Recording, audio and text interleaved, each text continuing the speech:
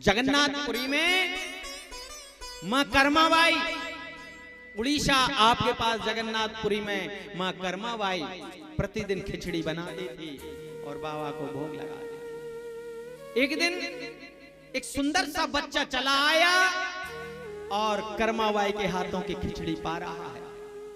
भगवान स्वयं जगन्नाथ उस स्वरूप में आ गए और प्रतिदिन खिचड़ी खाते हैं। एक टाइम निश्चित था, प्रातः काल वो आ जाते। अब चूंकि कर्माबाई अकेली थी, बुढ़ापा था, सब कुछ छोड़ छाड़ करके उड़ीसा जगन्नाथपुरी में आकर के भजन कर रही थी। तो झाड़ू लगाना, पोंछा लगाना, बर्तन मायना, स्नान करना, ये सब भी कर्माबाई के कार्य के अंग थे। तो कर्माबाई क्या करे, बिना नहाए दो स्नान किए ही बढ़िया खिचड़ी बनाती और खिलाती भगवान को। एक दिन ना जाने वहां से रामानंद जी महाराज, साधु महाराज गुजर रहे हैं और उन्होंने देखा साक्षात परब्रह्म परमात्मा बच्चे के स्वरूप में कर्माबाई के हाथों से खिचड़ी पा रहा है। वाह, उस झांकी को देख करके आनंद मग्न हो गए।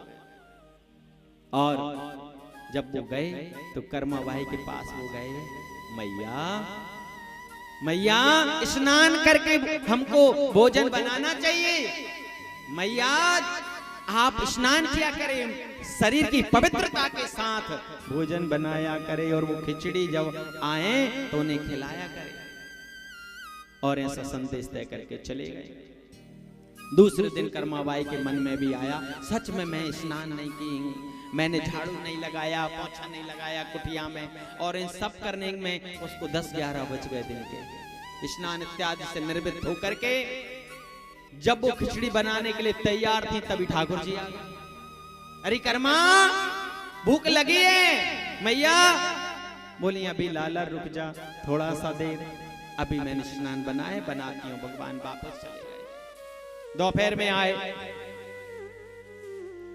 कर्माबाई खिचड़ी पवा रही है और उधर उड़ीसा जगन्नाथपुरी के ठाकुर जी जगन्नाथ जी के मंदिर में पंडित जी ने घंटी हिला दी। भोग 56 प्रकार का व्यंजन है और महाराज जी कह रहे हैं, ना व्यासे दंदर्क्षगुं सैष्णो देवो समवर्तता पद्भ्यां भो मैदेसा श्रोत्रा तथा लोकाम अकल्पयन्नः। आओ पाओ प्रभु, भोग लगा लीजिए। और भगवान ने ना हाथ धोए और ऐसे कैसे भाग गए। जब पहुंचे हैं तो जगन्नाथ स्वामी के मंदिर में पुजारी जी क्या देख रहे हैं, ठाकुर जी के मुंह में चावल लगे हुए हैं, हाथों में कुछ चावल लगे हुए हैं, हाथ नहीं धोए हैं, खिचड़ी के जूठे हाथ। पुजारी जी कह रहे हैं, कहां खा के आए हो, बता तो दो।